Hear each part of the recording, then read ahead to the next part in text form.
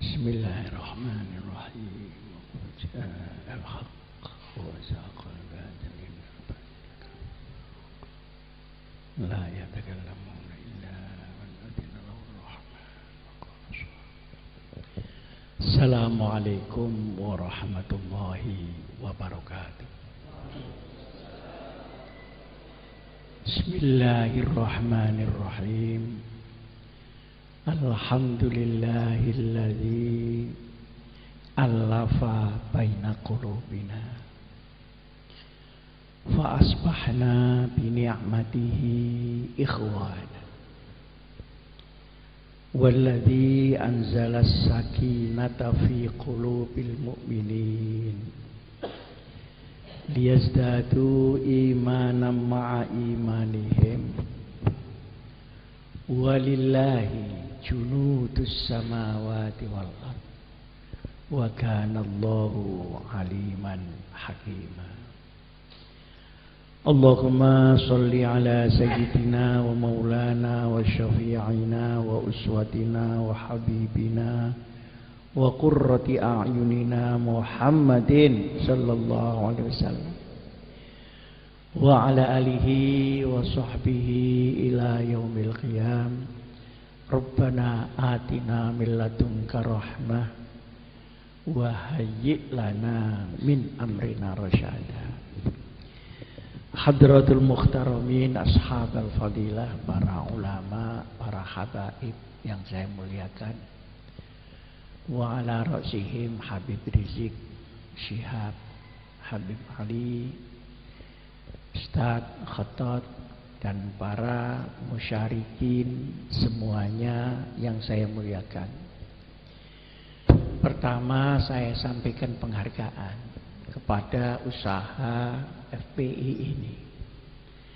Pertama, untuk mengokohkan akidah yang selama ini suka dikaburkan orang, yakni Al-Asy'ariyah. Selanjutnya, meningkat kepada Quran, bukan hanya isinya, tapi thariqah tafsirnya yang mulai dibelokkan dengan berbagai macam teori yang sebetulnya bukan tafsir. Hermeneutika itu adalah filsafat. Jadi dia berangkat dari pikiran orang ke Quran, bukan dari Qur'annya ke pikiran orang. Dan itu sekarang dipakai di mana-mana. Bahkan Al-Mukarram Profesor Dr. Quraisyihab itu minta pensiun dini dari YAIN. Karena itu. Karena skripsi itu tidak boleh ditulis Arabnya. Karena penguji yang dari barat tidak bisa baca. Jadi harus terjemahnya saja. Berarti ada pendangkalan di situ. Nah, jadi kalau ini kita mulai bahas dengan ilmiah, itu sangat bagus. Yang kedua, saya tertarik dengan temanya sudah waktunya Islam memimpin dunia. Dari dulu sudah waktunya. Cuma bagaimana kita menciptakan waktu itu. Oleh karenanya, karena masalah akidah syariah sudah dibicarakan, maka saya akan memberikan gambaran kira-kira bagaimana tatbikus syariah itu di dalam kondisi yang sekarang sudah ada. Jadi yang dari saya ini bukan mengaji ilmiah, tapi mengaji waqi'iyah. Kenyataan yang sekarang ada di dunia itu bagaimana? Begini, tahun 1990 komunisme internasional runtuh. Setelah dia berdiri tahun 1920. Jadi umurnya cuma 70 tahun, hancur dia. Hancurnya ini bukan karena perang. Hancurnya ini adalah karena susupan ideologi barat dimasukkan ke daerah komunis. Sehingga berubahlah pemikiran komunisme di timur itu. Nah, setelah hancur, ini yang hancur 3 hal. Pertama, daerah kekuasaan. Ini mereteli semua. Uni Soviet menjadi Rusia saja, asalnya banyak. Yugoslavia yang asalnya negara sekarang sudah tidak ada peta Yugoslavia itu. Yang ada hanya Serbia dan Kosovo. 2 daerah suku. Jadi yang asalnya Syiat menjadi Qabilah. Nah, di Rusia itu yang mengerjakan teori penyusupan itu namanya Gorbachev. Yang di Cina namanya Deng Xiaoping. Yang di mana Yugoslavia namanya Lech Wałęsa. Nah, alhamdulillah saya tidak pernah ketemu Deng Xiaoping karena sudah duluan meninggal. Tapi yang 2 yang lain saya ketemu. Nah, subhanallah, hancurnya komunisme oleh Barat itu ternyata tidak ada untungnya untuk Barat. Pertama, ekonomi Barat ini terus turun setelah menang ini. Jadi ada orang menang tambah melarat ya Barat ini. Ekonomi Eropa rusak, ekonomi Amerika rusak. Bahkan sekarang Amerika sudah mulai ketakutan tergulung oleh ekonomi Cina yang dikalahkannya itu. Dan perkara pertentangan Soviet Cina dengan Amerika jalan saja terus di dalam perebutan pengaruh di Timur Tengah dan sebagainya. Jadi dia sebenarnya nggak ada untungnya. Nah, subhanallah, diam-diam yang untung itu Islam. Karena dengan runtuhnya komunisme itu ada 2 pilar yang ikut runtuh. Pertama, ateisme. Yang kedua, pluralisme. Ateisme itu adalah orang komunis tidak boleh percaya dengan Tuhan. Bukan tidak hanya tidak percaya, tidak boleh percaya. Dan itu menurut undang-undang. Yang kedua, tidak boleh punya harta sendiri, semua milik negara. Jadi sudah tidak ada hirasatul mal dan sebagainya, karena mal itu dia secukupnya dia makan kepada negara. Jadi 2 hal ini sebetulnya selain bertentangan dengan syariat, juga bertentangan dengan kodrat, dengan sunnatullah. Jadi sudah bertentangan dengan kemauan Tuhan yang sebenarnya tidak bisa ditentang. Jadi sekarang ekonomi itu bebas di Cina. Nah, dulu orang Cina kalau punya hasil 10.000 dia makan cuma 7.000. Ini biasanya orang Cina. Kalau kita hasilnya 10.000 makannya 35.000. Nah, yang 25.000 dari mana? Wallahu a'lam bishawab. Dihitung min haitsu la yahtas. Tapi kalau orang Cina, maka ketika hak mereka di negara itu dikembalikan, mereka langsung makmur. Yang 3.000 itu dikembali. Nah, mereka semangat bekerja. Sekarang di mana-mana ekonomi dikuasai Cina. Di mana-mana, sampai kepada Afrika yang paling tengah. Nah, kemudian masjid, gereja, baik gereja Katolik maupun Ortodok itu dibuka di Rusia. 125.000 gereja Ortodok dibuka. Masjid, gereja, baik gereja Katolik maupun Ortodok itu dibuka di Rusia. 125.000 gereja Ortodok dibuka. 78.000 masjid dibuka kembali. Nah, di tengah-tengah kota Moskow itu ada 60 hektar tanah yang diberikan untuk Islamic Center dari Rusia. 60 hektar di tengah kota Moskow. Di dekat Tiananmen, di dekat lapangan merah di sana namanya ada. Red Square itu lapangan merah. Jadi wa makaru wa makarullah wallahu khairul makirin. Jadi embrio Islam itu sudah mulai tumbuh. Sekarang anak-anak Rusia sudah belajar ke Indonesia dan sebagainya untuk belajar Islam. Nah, anehnya setelah tahun 90 mengalahkan komunis timur, orang barat ini mengalihkan perhatian untuk mengalahkan dunia Islam yang di Timur Tengah. Nah, caranya pada tahun 96-97 ada sebuah buku yang dikarang oleh Samuel Huntington. Itu namanya Clash of Civilization, judulnya itu. Artinya pertentangan budaya antara barat dan timur. Yang di situ digambarkan seakan-akan buku ini memberitahu bahwa nanti ada clash fisik dengan adanya clash budaya itu. Sehingga setelah saya baca, saya tidak percaya bahwa itu adalah clash budaya. Yang benar adalah clash of interest. Ini seperti suatu warning, suatu isyarat bahwa akan terjadi benturan antara barat dengan timur tengah dan dunia Islam. Kalau istilah Jawa Timur, ndak lido. 2 tahun kemudian ada peristiwa 11 September. 11 September itu katanya Amerika. Pesawat Amerika dibajak oleh orang lain untuk ngebom 2 menara kembar itu. Saya juga mikir. Karena saya ke sana.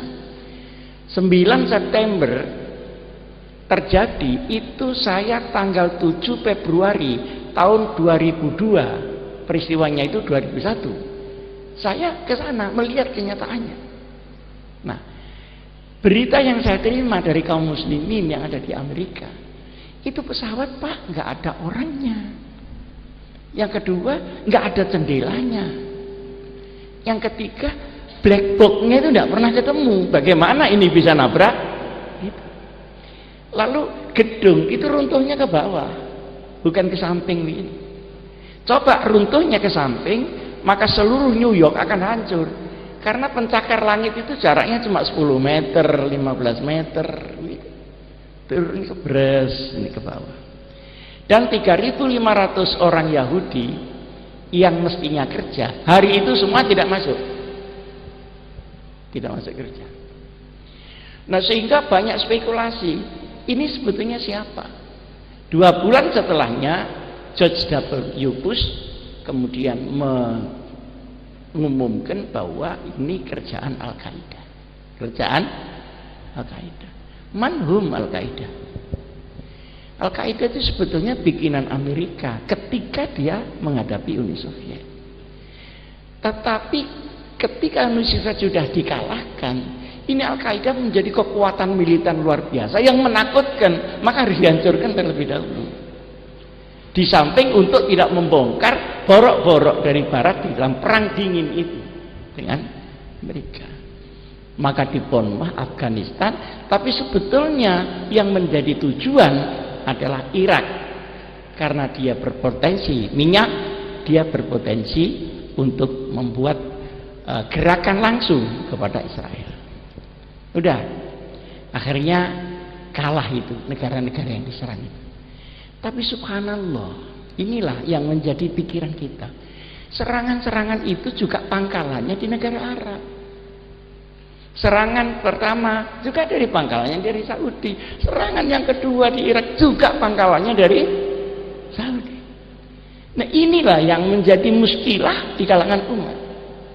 Nah, kemudian udah dikalahkan, sekarang ini ada gerakan juga untuk menghancurkan dunia-dunia Islam itu. Nah, tetapi tidak menggunakan militer karena terlalu mahal.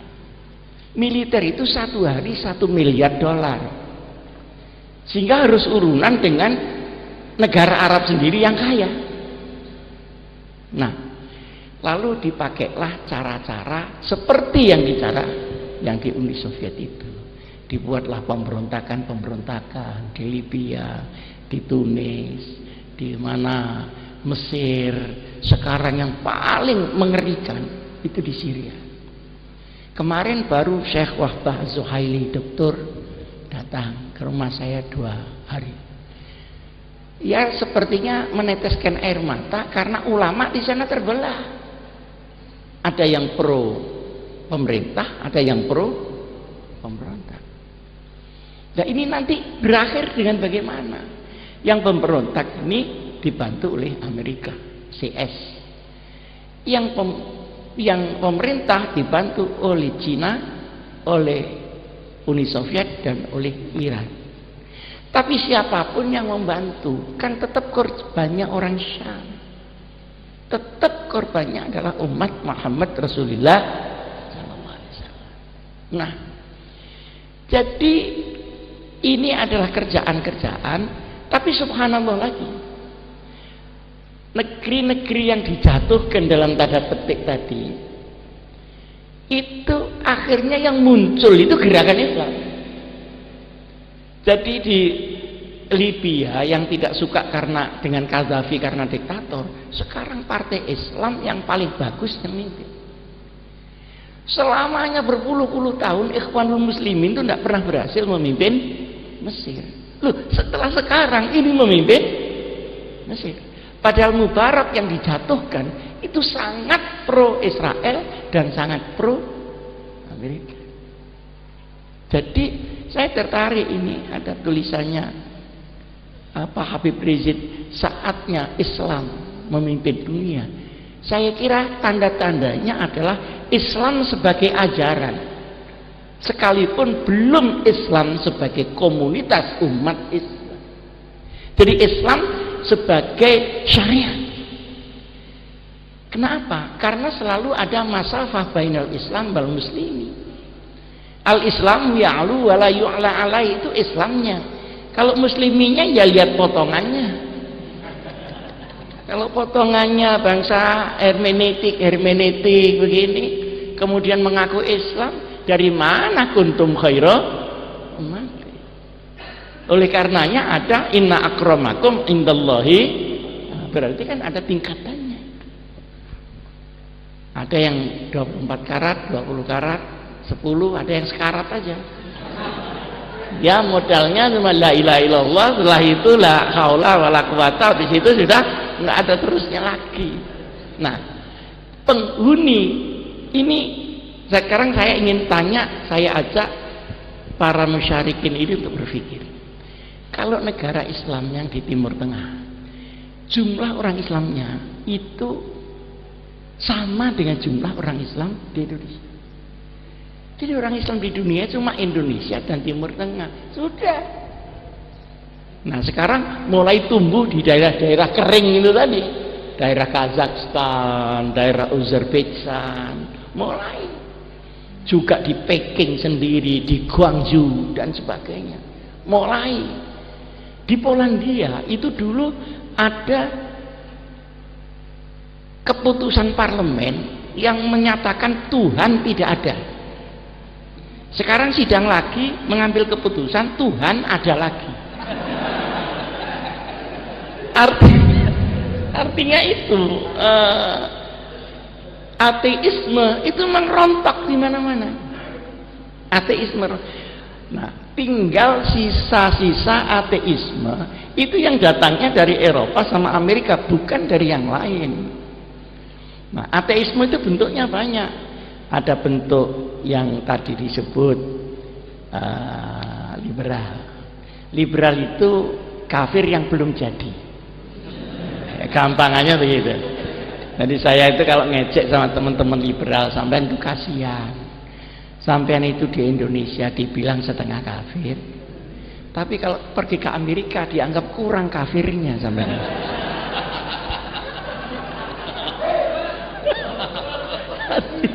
Jadi umpama gelas ini setengah penuh begini. Jadi sering kan saya keluar negeri sama teman-teman yang ngecil-ngecil itu, dia kemukakan pikirannya ya diketawakan, wong sana itu sudah lebih kafir daripada yang diterangkan ini tadi. Mendingan saya menerangkan beda dengan mereka, mereka mendengar, oh ternyata ada yang beda di dunia ini. Apalagi kalau kita bisa tawasud dan yang tidak, mereka akan mikir. Nah, sekarang ekonominya rusak di barat, ini subhanallah, dan mulai mereka akan meninggalkan kapitalisme, meninggalkan itu. Tapi yang sudah kadung diimpor, diekspor keluar, ini tumbuh di mana-mana. Tapi sebetulnya orang barat sendiri sudah bosan dengan kapitalisme yang sekarang ternyata runtuh.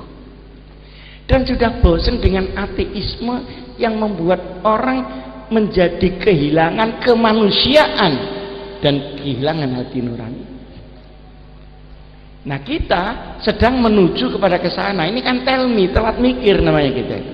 Juraganya sudah bosen gitu. Lebih dindonya kok bisa nyergepi gitu.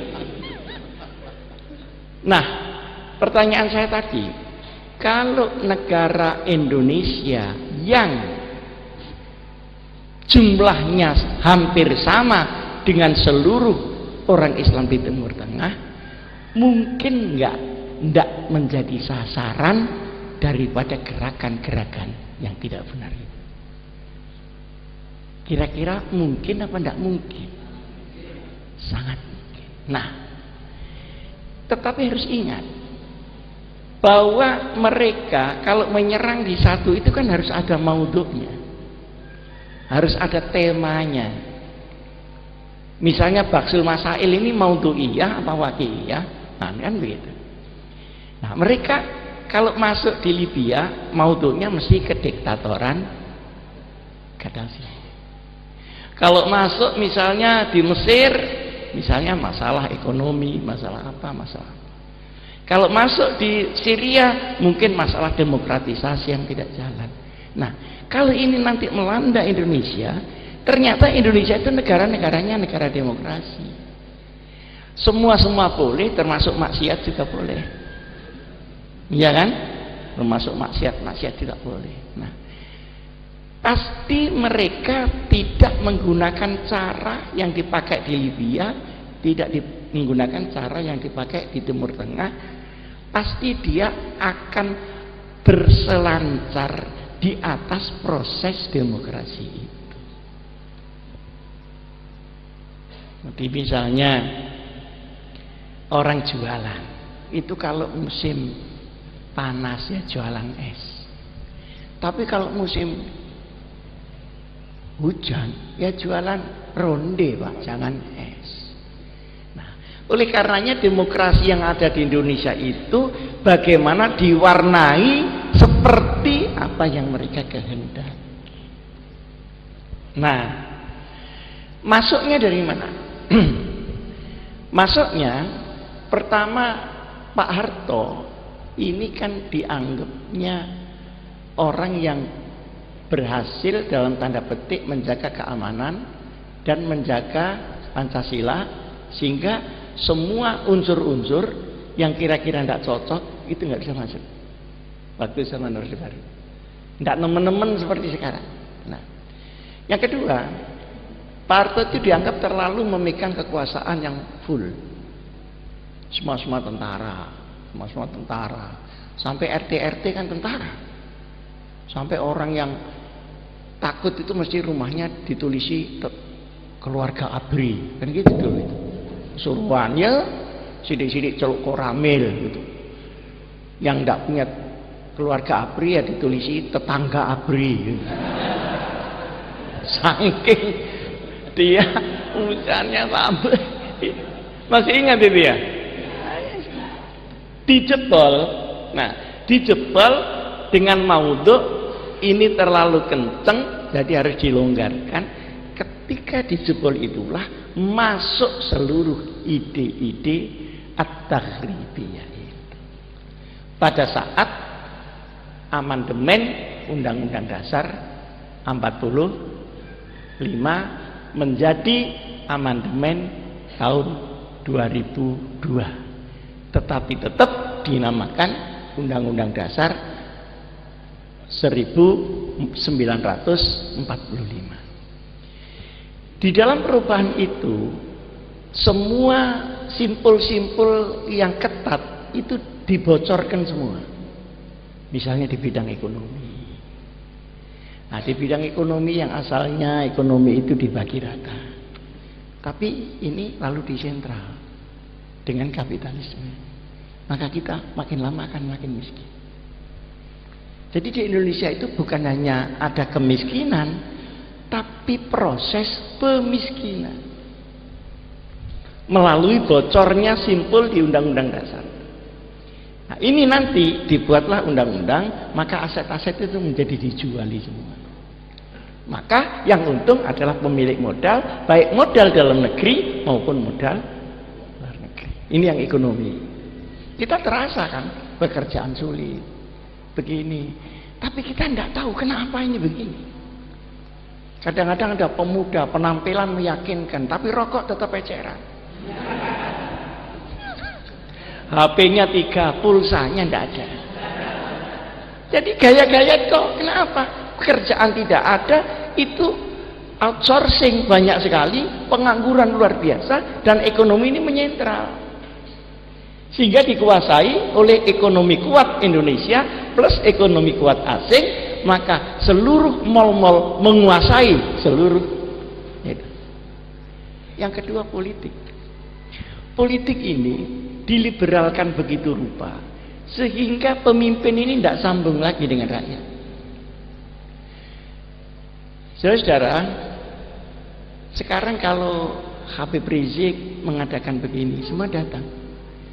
Tapi kalau partai gitu ngumpulkan orang, minta uang orang-orang. Lu sangunin tidak lah kau sih. Kenapa? Mereka rakyat itu tahu bahwa mereka bisnis. Loh, usah kok tidak dikasih. Gitu. Apalagi kalau pilkada, serangan Fajar. Nah, itu. Nah, saya mengingatkan, awas serangan Fajar. Ternyata rakyatnya senang diserang Fajar itu. Loh, Pak, saya mulai kemarin tuh menunggu serangan Fajar. Tapi kok tidak diserang-serang saya. Artinya apa? Moral politik udah rusak. Jadi al-amanah was-sidq di sini sudah bongkar di dalam proses politik. Sehingga kalau sampai milih itu tidak bisa nitip apa-apa kepada yang dipilih. Yang dipilih pun juga tidak pernah ingat siapa yang milih. Dia berada di parlemen, dia juga tidak mewakili siapa-siapa kecuali dirinya sendiri. Maka banyak undang-undang yang dijual. Harganya segini. Nah, kenapa saya ngomong ini? Karena ini tempat aturan perundangan yang progresif itu adalah tempat untuk berlindungnya umat ini semua. Nah, kalau undang-undang sini jebol setiap hari, kita ini kan seperti menahan banjir tapi dihilir. Sementara hulunya terus ngirim banjir. Nah, sekarang di bidang pendidikan. Nah, pendidikan itu pendidikan ada tapi akhlak tidak ada. Belum lagi bicara akhlak Islam, akhlak Pancasila aja enggak. Yang ketuhanan yang Maha Esa ganti keuangan yang Maha Kuasa. Terus kemanusiaan menjadi kekejaman, persatuan menjadi disintegrasi, kerakyatan menjadi elitisme, partai politik semuanya menjadi dinasti. Mana mungkin ada keadilan sosial? Belum lagi kalau kita bicara syariat. Nah, ini semuanya harus dilihat oleh kita. Nah, sekarang di tengah-tengah kerusakan ini, maka masuklah unsur-unsur yang tadi saya sebutkan dari barat. Pertama, orang-orang barat yang ingin menguasai ekonomi Indonesia itu juga punya agen-agennya di sini. Orang-orang barat yang ingin menguasai politik Indonesia juga ada agennya. Orang-orang yang ingin menguasai cara berpikir orang itu juga ada agennya di sini. Orang-orang yang pelan-pelan membuat supaya Indonesia itu disintegrasi, lalu bagaimana supaya Irian Barat itu lepas, itu juga ada zombie-zombinya di sini yang mengkondisikan itu. Nah, sekarang kita mendirikan Front Pembela Islam. Diam-diam tanpa dipublikasikan. Organisasi Indonesia yang paling populer di seluruh dunia adalah Front Pembela Islam. Nah, kenapa? Karena sering Allahu Akbarnya itu.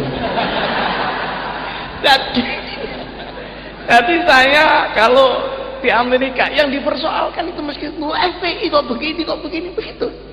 Saya di Eropa itu bagaimana sesungguhnya FPI itu anu gitu, diceketing di GKI itu yang diomongkan. Lalu saya ke Australia, FPI lagi, itu bagaimana FPI? Kok dibiarkan saja begitu sama negara ini? Ya saya jawabi saja, begitu. Dia tidak tahu kalau saya termasuk wa ala alihi wa sahbihi. Saya jawab ya. Pelan-pelan itu saya jawab. Nah, jadi nggak ada orang luar negeri nyebut misalnya partai. Kalau NU itu ya disebut karena saya datang. Tapi kalau saya tidak datang ya nggak disebut. Nah, kalau FPI tidak ada Habib Rizik itu disebut terus. Itu. Nah, artinya apa? Basis daripada agama yang akidah syariah ini juga dianggap FPI sebagai benteng yang terakhir. Dia pingin sekali ini jebol.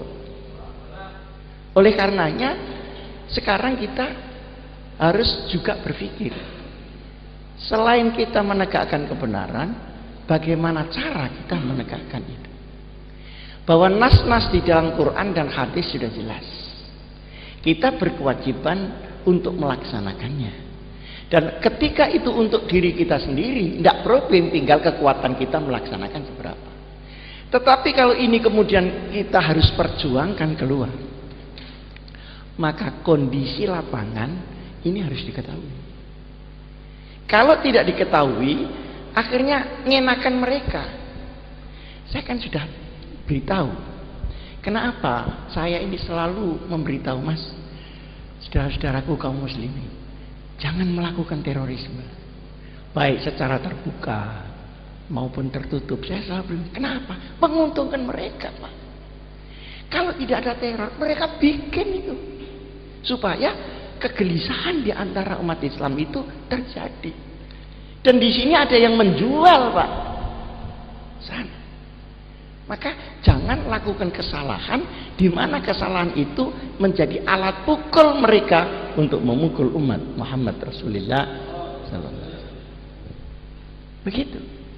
Saya waktu ke Sampang, kita nggak suka sama Syiah, sudah terang lah kenapa.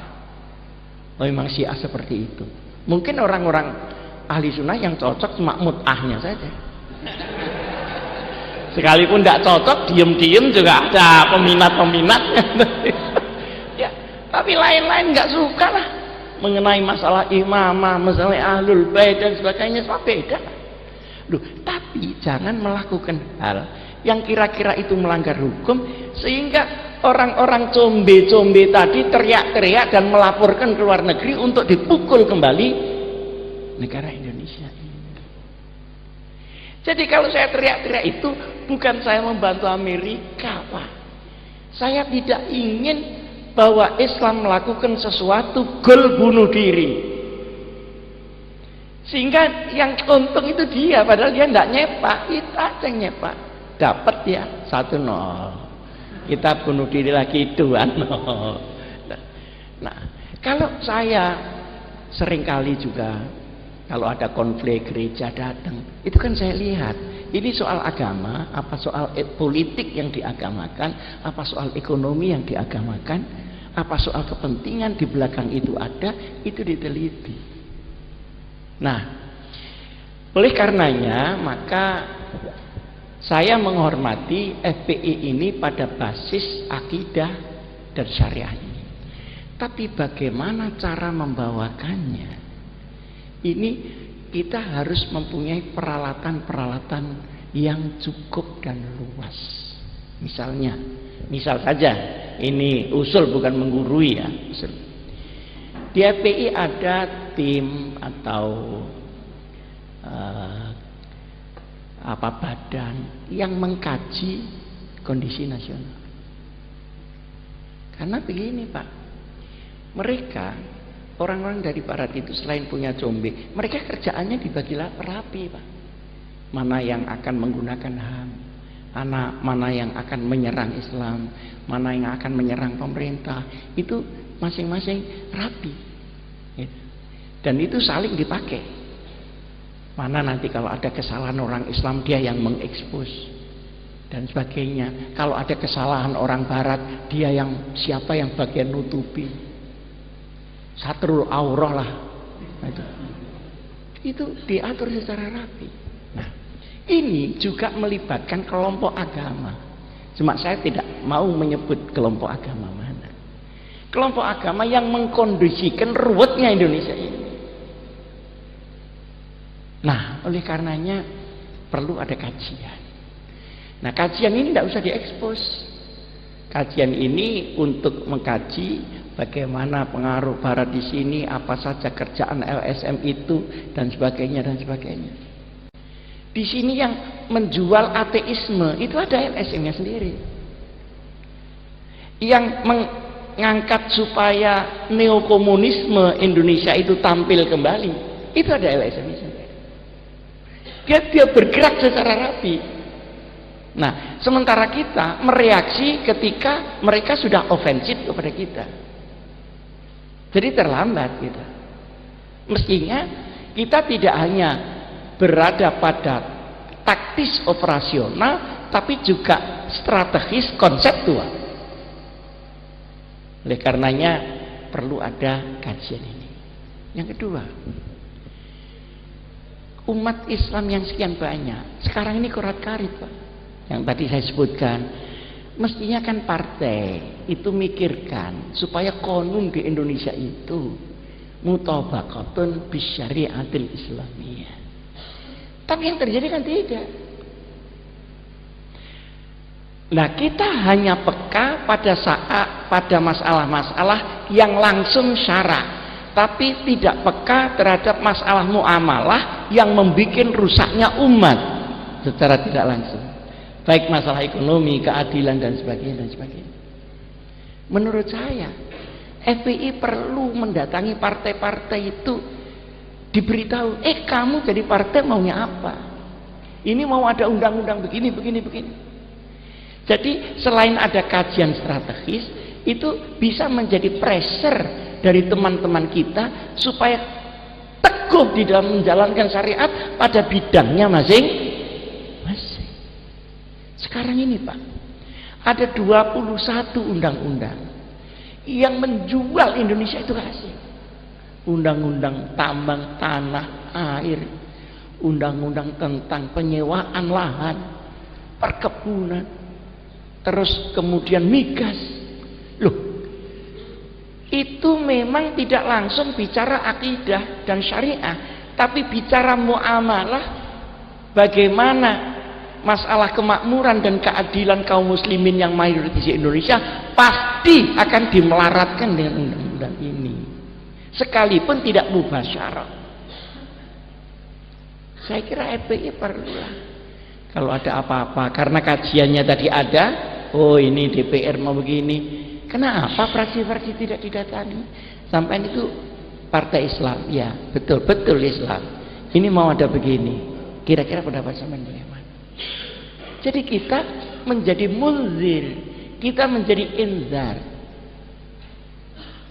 Fadzakir fa inna dzikra tanfa'ul mu'minin. Kalau itu jadi undang-undang negara, berarti partai Islam pasti terlibatlah tanda tangan. Kalau tidak jadi undang-undang itu. Sekarang lagi mau ada undang-undang yang mengubah undang-undang perkawinan menjadi gaya Nabi Lut, perempuan boleh kawin dengan perempuan, laki-laki boleh kawin dengan laki-laki, tapi masih agak pelan-pelan ini, tidak langsung karena ini berat gitu. Tapi akan sampai ke sana. Loh, kalau perempuan kawin dengan perempuan, saya tidak pernah membayangkan karena saya tidak pernah jadi perempuan. Tapi kalau laki-laki kawin dengan laki-laki itu mau apa dia? Itu mau kawin apa mau olahraga? Dan itu kan melawan kodrat. Lo begini ini mau masuk melalui manji, melalui ini, melalui ini. Jadi pertama, saya mohon FPI punya kajian. Yang kedua, FPI ini menjadi munzir kepada sesama komponen Islam. Sebelum berteriak atas nama Islam keluar. Saya kira kalau partai Islam bener, enggak beginilah Indonesia.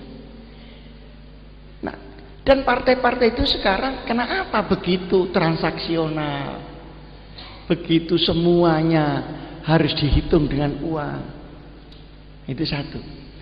Yang kedua, masalah-masalah yang menyangkut masalah kesejahteraan umat, ketidakadilan dan sebagainya, itu juga bicara.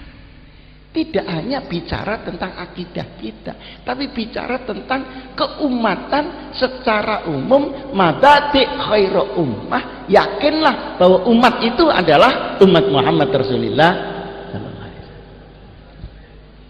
Nah, dengan demikian maka masyarakat ini akan ikut merasakan, oh iya, kehadiran FPI ini melindungi hak saya.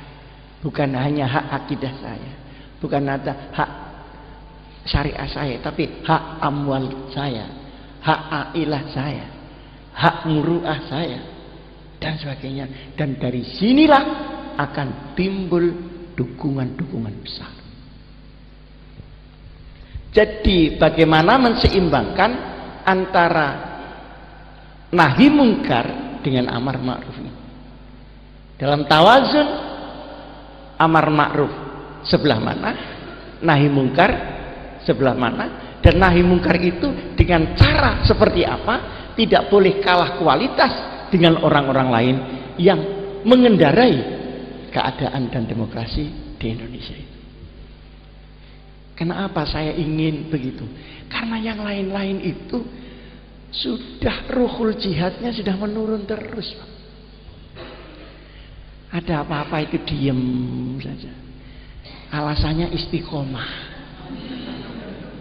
Jadi Nahdlatul Ulama itu kan bangkit, kok berubah menjadi Sukutul Ulama, itu bagaimana? Sebentar lagi Naumul Ulama. Nah ini umat kita kan menjadi Ashabul Kahfi semua. Nah, yang menjadi sasaran semua itu yang saya ceritakan itu NU sama Muhammadiyah, Pak, karena itu yang mayoritas. NU sama Muhammadiyah jadi sasaran. JIL masuknya di situ. Kalau di NU namanya JIL, kalau di Muhammadiyah namanya JIM, Jaringan Intelektual Muda Muhammadiyah. Jadi Muhammadiyah dan NU hari ini menjadi maf'ul bih. Nah, FPI yang mengingatkan itu tidak benar begitu itu. Saya waktu jadi ketua NU saya jaga betul, Pak, jangan sampai robek NU ini. Tapi ya akhirnya dari kiri kanan atas bawah begitu rupa, begitu saya tidak ada, udah semua masuk. Maka kalau sudah semua masuk, umat menjadi disorientasi, umat menjadi tidak punya pegangan, dan umat tidak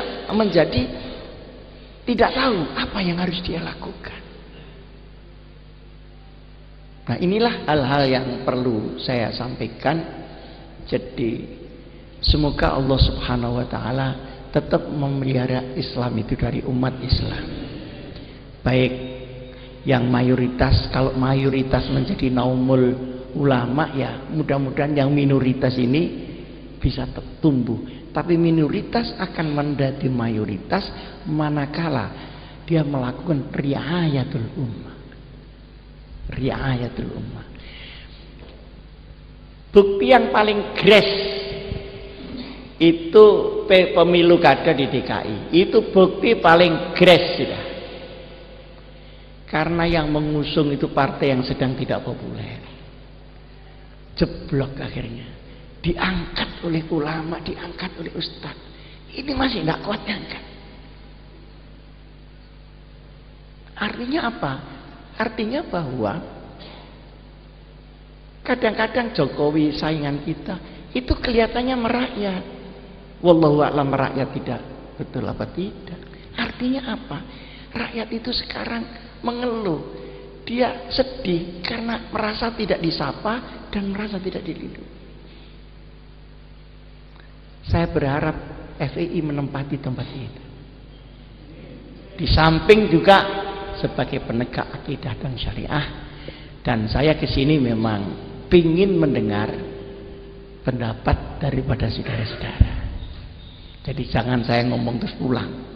Silahkan sampaikan unek-unek. Mungkin saudara cocok dengan yang saya omongkan atau tidak cocok, atau punya ide. Kalau memang ada waktu, silahkan sampaikan.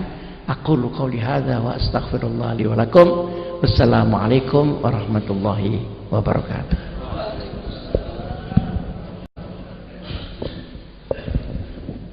Jazakumullah khairan katsira. Kami ucapkan kepada Ki Haji Hasyim Muzadi suatu ulasan tausiah, taujihat dan pencerahan pemikiran yang begitu bagus, ya, yang patut untuk kita apresiasi dan kita jadikan renungan. Karena itu bahan untuk kita bagi melakukan evaluasi. Sudah sejauh mana sebenarnya kita satu melakukan introspeksi diri sehingga bisa menutup apa-apa yang sebenarnya kurang pada kita dan apa-apa yang mestinya masih perlu untuk kita lakukan. Kedua juga kita bisa membaca peta daripada kekuatan atau gerakan-gerakan orang-orang kafir dunia dan kondisi real yang sebenarnya mereka sekarang berada. Bagaimana mereka itu dengan begitu aktif melakukan penyusupan pengaruh-pengaruh dan sebagainya, dan bagaimana kenyataannya bahwa mereka itu sebenarnya rapuh gitu loh. Di satu sisi orang-orang kafir itu sudah rapuh dan merasa gagal, ya, karena memang innal batila kana zahuqa. Kebatilan itu tanpa dijatuhkan dijatuhkan, kan zahuqa kebatilan, apalagi sambil dijatuhkan. Cuman yang aneh tadi yang disampaikan oleh Ki Hasyim Muzadi, Barat sudah merasa gagal, mereka sendiri sudah nggak mampu untuk berdiri, tinggal nunggu saatnya untuk dikubur sebenarnya, sudah hampir mati. Tapi yang aneh, kenapa kok dari dunia Islam ini kok mau begitu semangat mau niru-niru Barat yang sebenarnya Baratnya sudah hancur gitu. Alhamdulillah, ini suatu ulasan yang luar biasa. Pada kesempatan ini supaya lebih lengkap, tokoh kita Al-Habib Muhammad Rizik Syihab juga saya minta untuk memberikan ulasan walau daqiqatain kulaimat, ya, untuk kemudian seperti yang ditawarkan tadi, barangkali ada sesuatu dari hadirin mau menyampaikan pertanyaan atau sharing apa itu informasi dan sebagainya, para tokoh kita dengan lapang dada memberikan kesempatan untuk bisa disampaikan. Saya berikan waktu kepada Al-Habib Muhammad Rizik Syihab untuk menyampaikan ulasannya. Fadhal.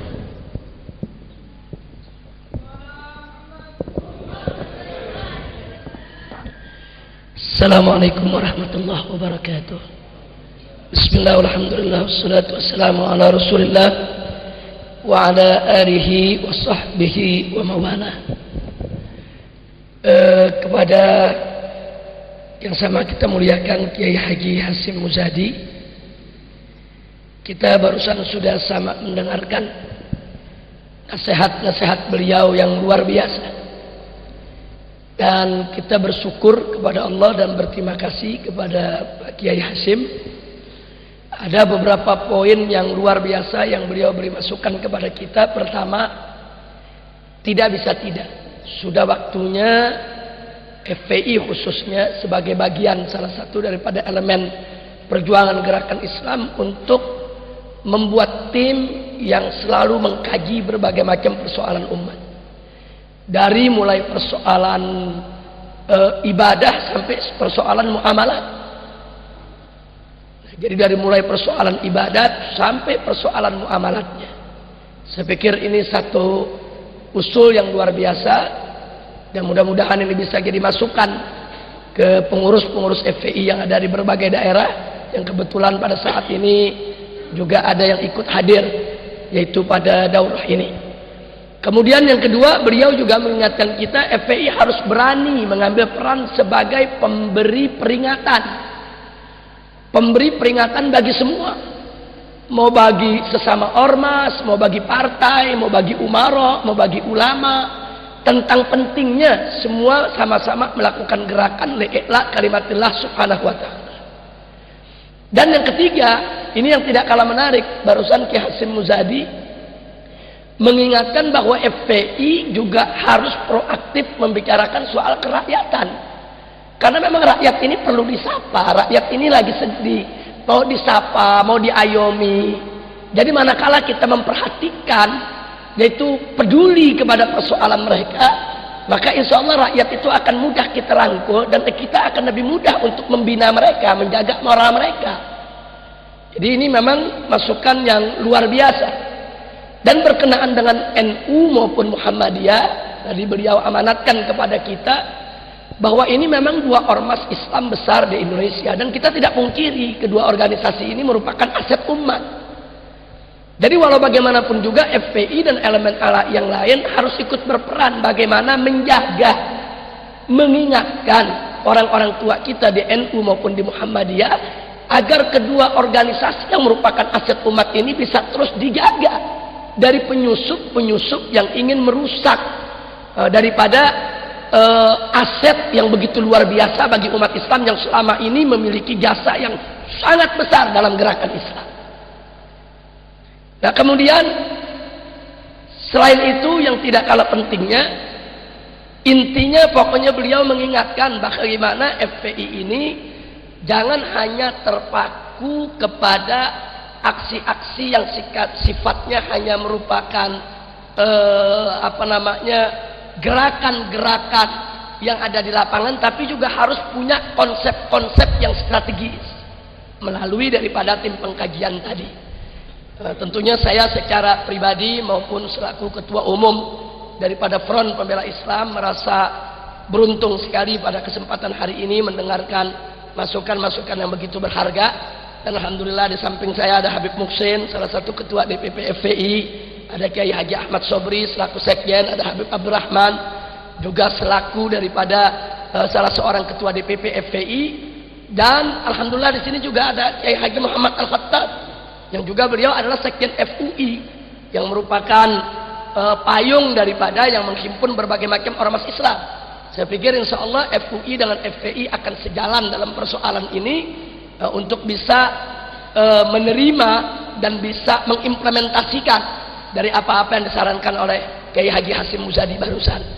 Dan saya minta ini semua peserta daurah bisa mengambil pelajaran yang bagus, dan mari ke depan kita mencoba untuk lebih memperbaiki gerakan kita, dan semoga Allah senantiasa memberkahi kita. Amin ya rabbal alamin. Tapi di sini Pak Kiai Hasyim mungkin perlu saya sedikit laporkan, walaupun belum maksimal, tapi memang FPI sudah mulai mencoba. Beberapa bulan yang lalu kami dari DPP FPI sudah membuat MOU dengan Kementerian Sosial dalam program rehabilitasi rumah rakyat yang tidak layak huni. Nah, itu sudah kami tanda tangani. Pekerjaan program perdananya sudah kami lakukan. 100 rumah rakyat di wilayah Purwakarta yang tidak layak huni kita bedah. Nama programnya program bedah kampung. Jadi MOU itu FPI sebagai pelaksana di lapangan, Kementerian Sosial ada dana dari APBN, dana resmi negara yang memang diperuntukkan untuk rakyat kecil. Jadi Ki Hasyim ada hal yang menarik. Pak Menteri datang bicara dan mengeluh. Di antara keluhannya ada dana dari negara untuk satu rumah rakyat kecil yang tidak layak huni itu 10 juta rupiah untuk rehabilitasi, untuk direhab atau direnovasi. Nah, kemudian dana itu selama ini diberikan kepada pemerintah daerah, tapi sampai ke rakyatnya cuma separuh. Dan sampai separuh itu pun bukan dalam bentuk perbaikan rumah, tapi dalam bentuk lainnya, sehingga tujuan dari program itu tidak terlaksana. Nah, kemudian beliau coba memakai LSM, lebih parah lagi. Nah, ternyata juga tidak terlaksana. LSM ini bahkan begitu mereka kerjakan, bukan hanya dana yang kurang, tapi mereka pura-pura suci, bahkan mengancam-ngancam kementerian dengan berbagai macam persoalan, seolah-olah kementerian itu akan diseret ke KPK, diseret ke sana, diseret kemari, dengan berbagai macam kasus. Akhirnya program gak jalan, yang ada hanya ketegangan. Nah, karena itu beliau datang ke FPI. Nah, beliau tawarkan program itu, dan kami rapatkan dan kami terima. Alhamdulillah, kemarin dana yang turun dari pemerintah per rumah 10 juta rupiah, tidak kurang 1 sen pun juga. Dan 100 rumah alhamdulillah sudah diperbaiki dengan dana yang ada, dan Pak Menteri sudah turun melihat lokasi, dan beliau merasa puas, berterima kasih dengan kerja kawan-kawan FPI yang di Purwakarta, dan ini akan kita kembangkan untuk seluruh Indonesia. Nah, jadi mudah-mudahan apa yang disampaikan oleh Pak Kiai tadi ini merupakan salah satu bagian lah bagaimana riayatul ummah, kita menjaga daripada umat ini. Tadinya kami dari FPI berat untuk melaksanakan ini, takut nanti kalau ada penyelewengan akhirnya FPI terlibat dalam tindak korupsi. Tapi FPI juga harus berpikir ulang, ini ada uang buat rakyat, 10 juta per rakyat miskin dari negara.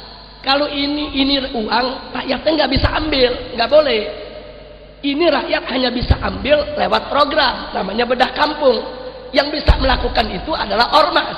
Kalau FPI tidak tampil, maka uang ini tidak akan bisa diambil oleh rakyat. Maka FPI harus tampil bagaimana uang ini bisa sampai kepada rakyat full tanpa sedikit pun dikurangi, dan kelihatan hasilnya betul-betul dituangkan dalam bentuk bedah kampung. Nah, jadi ini programnya nasional. Nah, maka itu seluruh FPI di seluruh daerah sudah kita instruksikan untuk bisa membentuk tim, melihat mana-mana tempat-tempat yang betul-betul memang perlu bedah kampung. Nah, nanti bisa mengajukan, tim pusat akan turun, dan kita dari tim pusat kalau sudah menyetujui, Kemensos yang akan turun, dan dana itu dengan segera cepat sekali turunnya.